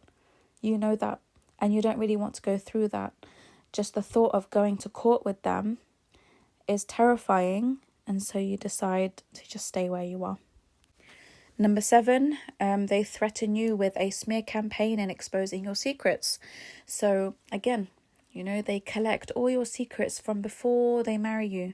And it may be your parent, it might be your friend who's seen you go through, certain situations, major sins and things like that they are collecting as cards to use against you. And they say, well, fine, if you want to leave me and you don't want to be friends with me anymore, or you want to divorce me, then I'm going to tell everybody about what you've been up to. I'm going to tell everyone you weren't a virgin when you met me. I'm going to tell everybody that you smoke weed. I'm going to tell everybody that you had an abortion and all that kind of stuff. And they will use every secret they have against you to keep you in a trauma bond with them, because now you become terrified of your family and community finding out things about you that you want hidden. You don't want these things being exposed, past sins being exposed, and things that you naively told the narcissist out of, you wanting to be honest or whatever. And they will use these things against you. And they may even have recordings of when you were engaging in reactive abuse. So maybe you went into a rage, maybe you were, you had a breakdown, you went into a crazy, one of those crazy episodes where you smashed everything in the house because you just, you've just really had enough of the narcissist, and you start acting out of character, you start acting like them. Sometimes they will video you or voice record you in those moments, and they keep them to use against you later when they play the victim, and they'll tell everyone, look, I was dealing with this crazy woman or this crazy man. Listen to this voice recording, or watch this video. they will threaten you with those recordings that they took in secret when they want. Okay? Again, that can make you feel so much shame and exposed, and you just feel like, I'm just better off staying where I am rather than face all of that humiliation. Now, number 8 will be religious manipulation. So again, I mentioned this before, where they will, tell you that you are being a bad Muslim, you don't have valid reasons for a divorce, that, mashallah, you are the cause of Allah's throne shaking, you, little you, and all those kinds of things, that a woman who asks for a divorce with no valid reason will never smell Jannah. They instill fear in you for just asking for your basic rights. So being religiously manipulated that way can keep you in a trauma bond, because you're now terrified of displeasing Allah subhanahu wa ta'ala and doing the wrong thing. You now start to doubt yourself. You don't know what's right and what's wrong, and you start to believe them. And because you doubt yourself, you don't want to be put in a position where you will be accountable with Allah subhanahu wa ta'ala for making the wrong decision. So if you believe that you may be punished by Allah subhanahu wa ta'ala for asking for a divorce, or leaving your children behind, or whatever, then you're highly likely to stay in a trauma bond with a narcissist. Number 9, isolation. So sometimes when a narcissist gets you involved in a trauma bond, he or she would have isolated you from everybody. So they work on isolating you from your friends, your family members, your parents, whatever support system you may have in place. They do their best to take you away from it. And that's why a lot of men push for their wives to move abroad. They say, let's move to a Muslim country, let's move abroad and we can start a new life, we can raise our kids, in an Islamic way. I'm not saying that's a bad thing. Of course, it's a great thing when it's an empath you're living with. But with narcissists, they will take you away from your support system and they won't care how you feel about it, whereas an empath will. An empath will take into consideration how it's going to impact you if you're away from your support system. They would rather you be comfortable with the place, you guys live in, because your comfort means everything to that empath. But to a narcissist, they don't care. If you have no friends, no family, nobody around you, as long as you're isolated, they're happy and they can abuse you as freely and as whenever they want. Because now you're in a vulnerable situation, you've got no one to turn to, no one to run to, and you're a lone sheep. You are now a lone sheep. You have been isolated from the group. And when a sheep has been isolated from the group, it becomes very easy for the wolf to capture you. So beware of someone who wants to move abroad very quickly after marriage, or to move away to another city. If you don't feel comfortable doing so early on, put your foot down about it. Because I've come across a lot of women who have really suffered after moving abroad to a new country or to a new city that's hours and hours and hours away from their family and friends. And as soon as they move, the man switches on them. He becomes a completely different person. I'm telling you, that guy will switch from being an Idris Elba to Samuel Jackson, who plays Nick Fury in Captain America. You won't know what's hit you. It will honestly feel like you've just entered a horrible, horrible dream. Trust me, I've been there, and it feels like you've been scammed big time. By then, you're just thinking, okay, how do I deal with this? And before you know it, you get sucked into a trauma bond. So going on to number 10, they will go to your parents first and play the victim. So they will gather evidence, again, like I was saying before, maybe recordings or whatever, and you guys are having problems. So what they do, they run to your parents like little trolls, they just remind me of those trolls that have the luminous green and pink hair that stands up. I can't help but visualize them like that. And they go running to your parents and they say, we're having problems, and she's always shouting at me, she's always doing this and always doing that, she doesn't obey me, she's always rude, she's always disrespectful. And they really pull that victim card out on your parents.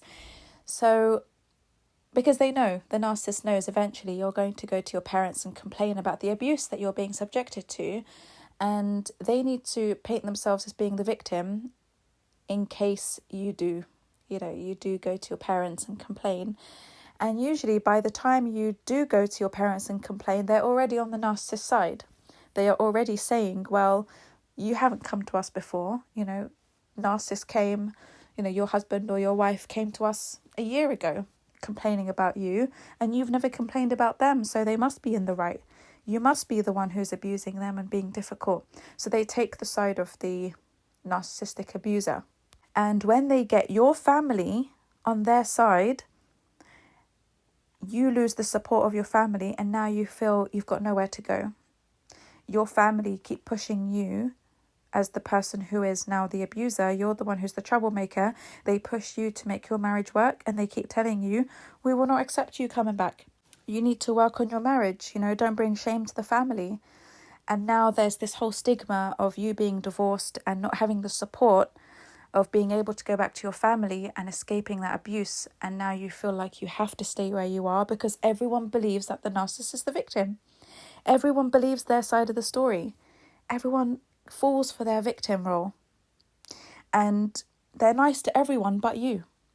This is a really manipulative form of abuse and oppression, because the Prophet Muhammad said that the best of you are those who are best to their families and their wives. And so if you are nice to everyone but your family members, then you're a hypocrite. You fall under the umbrella of being a covert hypocrite. And a lot of people unfortunately go through this, No one believes them anyway when they tell them that the narcissist is the abuser, because they just see that the narcissist is such a nice person, so helpful, so kind, so charitable. They give a lot of money to the mosque. They're involved in dawah. They're involved in teaching people on YouTube, or, they're involved with teaching kids Quran. They do all of these things, and people just won't believe the victim because the narcissist has worked on this, narrative of them being the victim from the very beginning. They've conditioned everyone to believe that, they are the miskin, they're the ones who are being abused, and they're the ones who've got a difficult wife or a difficult husband. So by the time you talk and you start complaining, people are like, oh, she's definitely the abuser, or he's definitely the abuser, he's such a nice guy. And then there's no one who will believe your side of the story. And because of that, you feel trapped in a trauma bond. You have to stay now in that marriage because no one believes you. No one believes you at all, and that's traumatic for a lot of people. Number 11, financial withdrawal. They might threaten to take away the finances. So especially if you're dependent on them financially, they will threaten to take away everything, all their financial support if you walk away. They may, for example, tell you that you won't get any shares in the business, you won't get the house. If you walk away, if you get a divorce, you're not staying in this house, knowing full well that they've got nowhere to go, they've got no job, no career, no nothing. And they know full well that because this person is so financially dependent, that this is going to be a hindrance to them leaving, and it's going to be a factor that makes them stay with the narcissist because they don't have any money, they've got no source of income. And so when a narcissist threatens to take away financial provision, it can scare some people into staying. And this type of financial control can also happen with parents. So the parents might say, well, you're not going to get your inheritance. If you don't do this for me, then consider yourself out of my will. You will not inherit any of my property.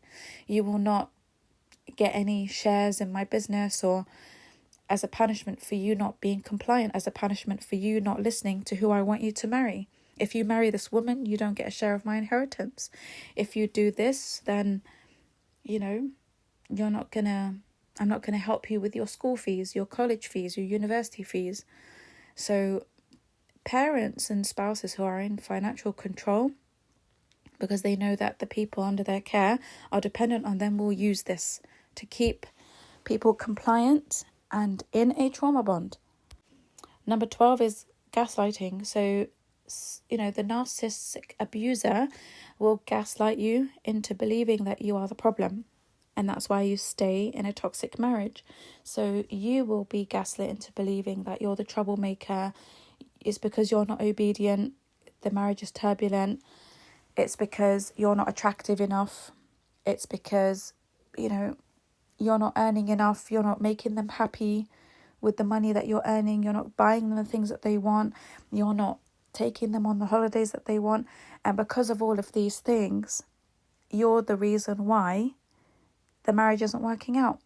And because you don't want to be divorced, or because you don't want anyone to cut you off, and you lose out on the benefit of having a family and having parents and, having friends, you will do whatever it takes to please them.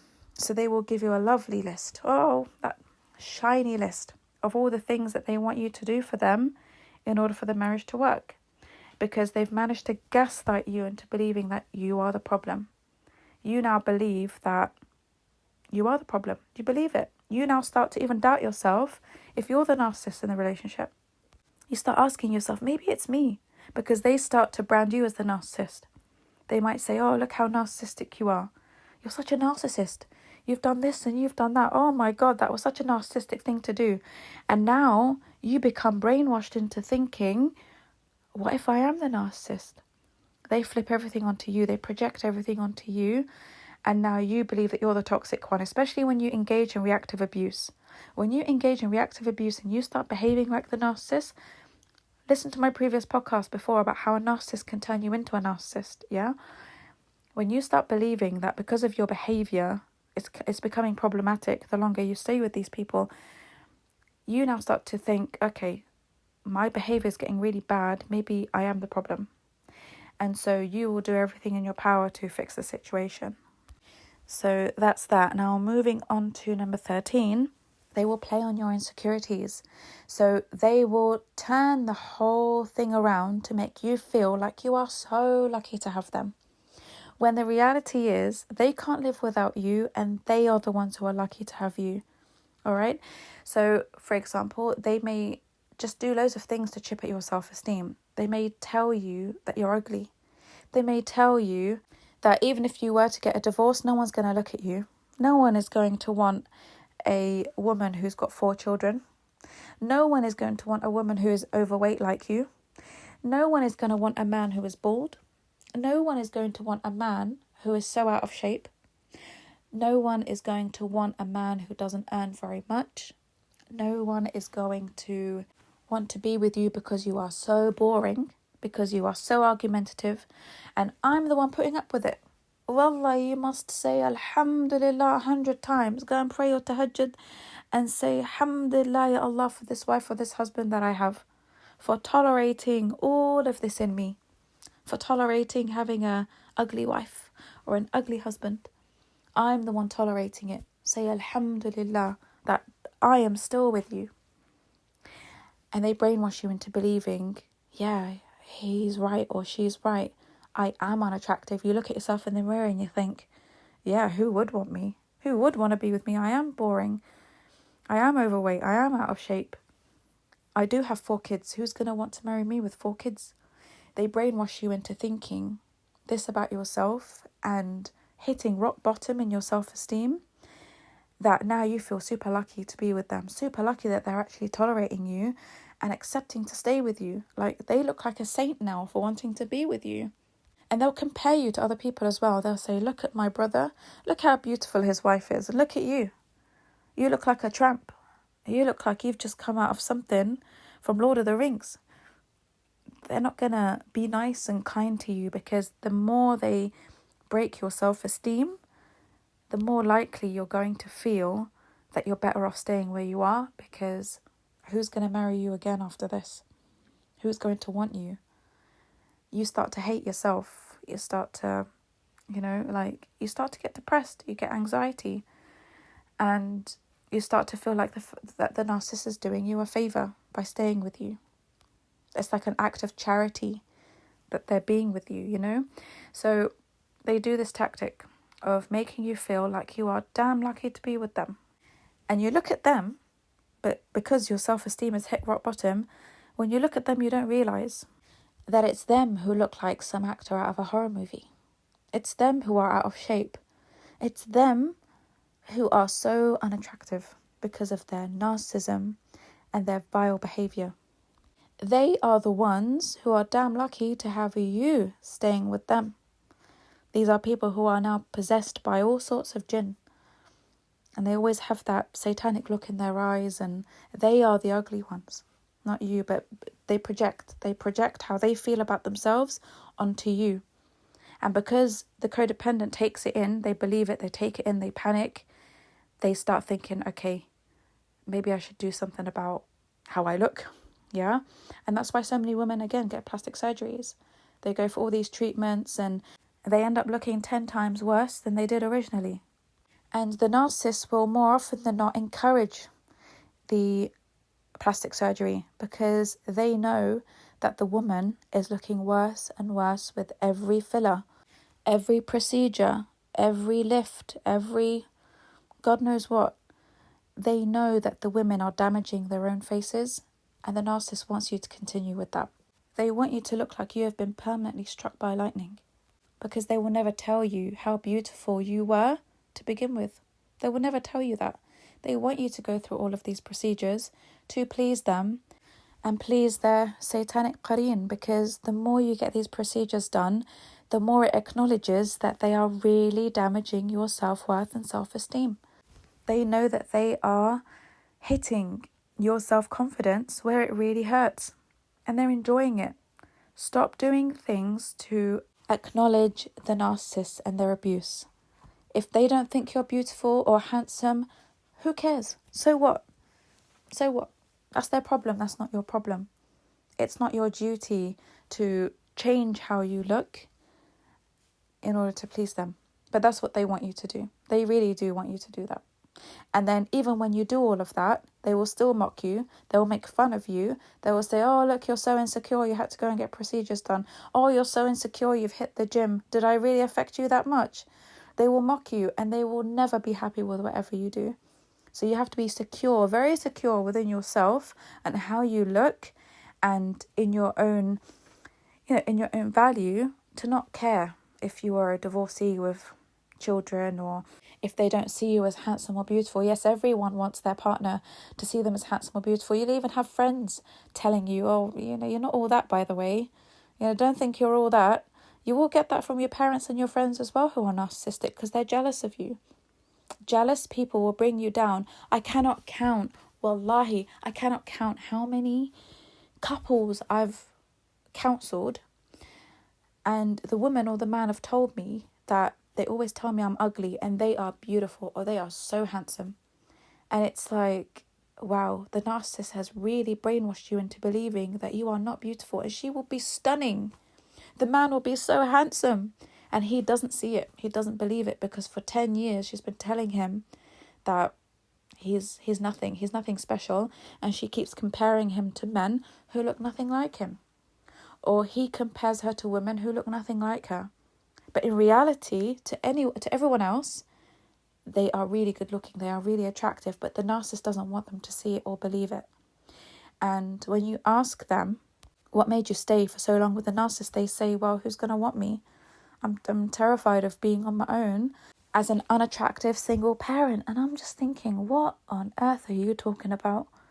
But that's how much they've been brainwashed. I've seen very beautiful women really believe that they're ugly because the man in their life has made them feel that way. Or the woman in his life has made him feel so unattractive. But he is very attractive. So they do that. They do that to make you feel like you're the lucky one. Number 14, hoovering. Okay, so when you do leave, if you do manage to slip out of a hole and you go to your family house and you just, you tell them, I'm not coming back, they will hoover you. Now, this could be days later, weeks later, months later. Some people get hoovered 12 years, 15 years later. They will come back with a hoover. And the hoover, it's usually future faking. So they will future fake by telling you what you want to hear. If you come back, we'll start a family. If you come back, we'll go on that holiday. If you come back, we'll go to couples therapy. If you come back, I will give you this share of my business. If you come back, I will do this for you and that for you. And it's things that you've been wanting from them for a long time. Remember when I told you about the children? When they hold that card for use later, they use it when they hoover you. Or they use it when you're about to leave. They don't use it for any other reason but the hoovering and to love bomb you. So hoovering always involves love bombing. It's how they entice you back into a trauma bond. It's how they reel you back in for round 10 in that boxing ring with them. Some people fall for it and some people don't. It depends on how far you've gone with it. It depends on how fed up and how awake you are at that point in time to actually realise that you've been abused all this time. Some people, they'll get reeled back in, and that's what Allah subhanahu wa ta'ala. Allah's like, okay, you have to go back for round 10 because you have not realised that you're going back for the 10th time into the same trauma bond. Khalas. Go back in. Hopefully you'll learn your lesson for round 11. And so, sometimes the narcissist will heat check you. So they will send a message, hey, how are you? Depending on how you react, they will get a feeling of how you feel about them. Are you still angry? Do you still love them? Do you still care? Did you respond quickly? Were you excited to hear from them? They will assess your reaction before they actually go on full-on hoover. And when they hoover, they will act in accordance to how you reacted to the heat check. So if they get a sense that all you want is an apology, they'll apologize. If they feel like fake crying and begging and pleading will work, they'll do that. If they feel like they have an offer they could give you to get you back, they will use the offer. Everyone's different. Narcissists will do this in different ways. They hoover different people in different ways in accordance to what they know works. So if crying and begging and pleading and turning up at your door and, doing like big gestures and big gifts and all of that, if that makes you come back, that's what they're going to do every time. Every time they hoover you, they will do the same thing. And they will make promises they never keep. They will continuously make promises and future fake about what they're going to do for you and never do it. Because their only mission is to hook you in. And if they manage to hook you in, they can start that cycle all over again because they don't respect you. They don't respect you for being a fool for the 10th time to actually come back in. They can't believe that you've actually fallen for it again because they do it every time. Now, if it's the first time they hoover you, then it's just something that they learn about you that, okay, for next time I will learn and know that this type of hoover works on her. I just have to cry and she goes all soft. She melts like an ice cream. That's all I have to do. Just cry and fake beg and all that kind of stuff. So they test you and they will make promises they do not intend to keep. Abu Hurairah radiallahu anhu narrated that the Prophet Muhammad said, among the signs of a hypocrite are 3. Even if he fasts and prays and claims to be a Muslim. When he speaks, he lies. When he gives a promise, he breaks it. And when he is trusted, he betrays. Sahih Bukhari and Muslim. So this is what covert Muslim narcissists do. They will lie to get you back. They will break the promises that they give you to have you back. And when you trust them, they betray that trust. Okay, so you're banking on them telling the truth. And when you go back, you find that they did not keep any of their promises. Because in their minds, they don't believe that you're deserving of it. They're like, well, this person is really stupid for them to come back after everything I've already done. Why should I give them what they want? Who are they? They're just stupid. They don't believe you deserve it. They really don't believe you deserve it. So they will never fulfill their promises to you because they don't see you as worthy. Because you keep falling for their manipulation and their hoovers. When a narcissist hoovers you, you have to door slam that troll. Door slam that troll. You cannot go back. Whether you've been discarded or you're the one who walks away, you cannot go back to a narcissist. please listen to my podcast about the Hoover. You've got to listen to it, because you don't realise what you're going to put yourself in if you take a narcissist back. Now, a lot of people, they say, well, I didn't know he was a narcissist. I thought he was being genuine. Fair enough. But the one thing you cannot deny is that you're still going back to someone who has abused you for a certain period of time. Why would you go back to anyone who's abused you? Always think about that when someone comes back to hoover you. Abu Hurairah radiallahu anhu reported that the Prophet Muhammad also said that those who conspire and are treacherous are in the hellfire. So people who plot and plan to, reel people back in, only to scam them, only to abuse them, only to manipulate them, these are people of Jahannam. Okay, because they're not being authentic, they're not being genuine. When they reel you back in, for dark purposes. They've got a satanic mission for you. And that's why the Prophet Muhammad said that these types of people are in the hellfire, because they plot and plan ways to get you in, to use you, abuse you, and destroy you. So it's a no-brainer, really, what the fate of these people are. And the final point on my list is the love bombing. As I mentioned before, the love bombing where they just give you everything you want. They suddenly become very affectionate, very cuddly. They give you kisses. They're suddenly very romantic. They want to plan dates. They're buying you flowers and gifts, and they're buying you something expensive.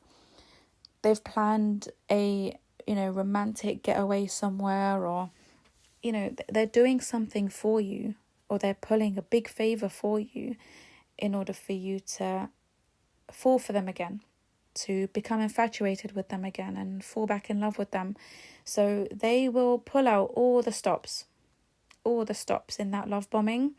Again, the intimacy will come back, and just what you experienced when you first met them, they will give you another taste of it, and it will make you feel so good. It's like a dopamine high that they give you that gives you hope. That person you fell in love with hasn't really gone. It's still there. She's still there. And so they make you believe that if you continue being good, you'll have more of this. So they give it to you in rewards, or as rewards, in drips. Okay, they give you parts of that love bombing that you experienced in the beginning in drips. And that's what keeps you hanging on. It keeps you hanging on to these relationships. Now, if you manage to escape a trauma bond, well, you're not escaping a trauma bond, but if you manage to exit this type of relationship, you may be trauma bonded to these people for life if you don't heal. You can be trauma bonded to these people for a very long time if you do not understand the dynamics of narcissistic personality disorder. If you do not understand what's happened to you and why you are trauma bonded to this person, why you are stuck in an abusive cycle with them, you will not heal. So I'm hoping, inshallah, that this podcast today will help you heal. It is a long podcast, but it is so important because the trauma bond is a major problem in most people I speak to. And sometimes 3, 4, 5 years will go past and they're still trauma bonded to the ex. They're still thinking about the ex, missing the ex, and, hoping that the ex hoovers them, hoping that the ex comes back for them, hoping that the ex answers their messages and texts and everything. You don't realise what you're doing. You don't realise what Allah subhanahu wa ta'ala saved you from by giving you an exit of that horrible relationship. You don't realise what you've actually been saved from because you don't understand the dynamics of NPD. You don't understand that you've been in a scam the whole time. And the quicker you understand the trauma bond and you become educated about it, that will be the first step in you healing. And then you start to assess, okay, what is it that narcissist used to keep me in the relationship? What is it that kept me there? And the quicker you realise that those good times were only times that they banked on you holding on to, because the nice things that they did for you were only to patch up the abuse that they were putting you through. So everyone, I'm telling you, every single person who's been through a trauma bond can look back in hindsight and realise that, every time they did something nice for me, it was always followed by something horrible that they would do that they'd want me to forget about. So I hope, inshallah, that this podcast has helped you. I hope it's given you some clarity. I hope it's woken you up if you've been asleep until now. I hope, inshallah, that it's given you some healing and knowledge for you to start your healing journey, inshallah. If anyone needs help, one-to-one counselling, I do offer this. Just email me, author@themuslimnarcissist.com. Email is below. Drop me an email and I'll send you information about the sessions and the programs that I provide. And inshallah, we can get you out of the trauma bond. Everyone's case is different. So if you want to speak to me personally about your own specific case, then I can help you get out of this trauma bond in no time, inshallah. And please do like, share and subscribe. Please do share this podcast with people who are in this trauma bond. Help your friends and family members out who are stuck in this. And inshallah, it will help someone. So a big thank you to everyone who has stayed with me until now. I do apologize for the length of these podcasts, but I really do try to make them as detailed and informative as possible for you to gain the best understanding possible of your situation, especially if you can't afford counselling and therapy. I hope that, inshallah, this is something that will, greatly help you heal. So until the next podcast, inshallah, assalamu alaikum wa rahmatullahi wa barakatuh.